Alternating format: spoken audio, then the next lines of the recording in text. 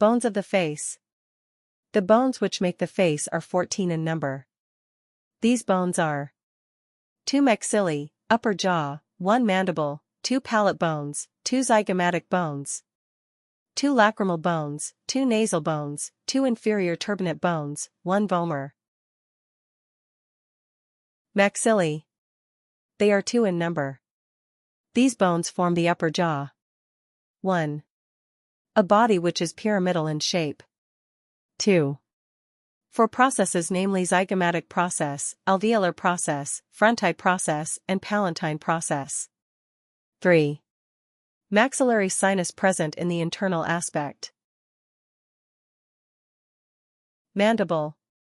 This bone forms the lower jaw and is the only movable bone of skull. It contains a body which is horizontal part in the center. It contains the lower teeth and forms the chin. 2. 2 rami, 1 on each side.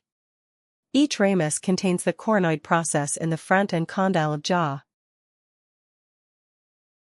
Temporomandibular joint is formed by the articulation of condyle with the temporal bone. Palate bones. They are 2 in number. They form the roof of the mouth cavity and the hard palate. Zygomatic bones. 2 bones. They form a part of the floor of the orbit. Each of them contains a temporal process. This process joints with the zygomatic arch. Lacrimal bones. They are 2 bones found in the interior of the orbit. It contains the lacrimal sac which secretes the lacrimal fluid. Nasal bones. They are 2 in number. They form the nasal bridge. Inferior turbinate bones. They are 2 in number. They are also called as nasal conchae. They are found in the interior of the nasal cavity. Vomer. It forms the lower part of nasal septum. Hyoid bone. It is V-shaped bone.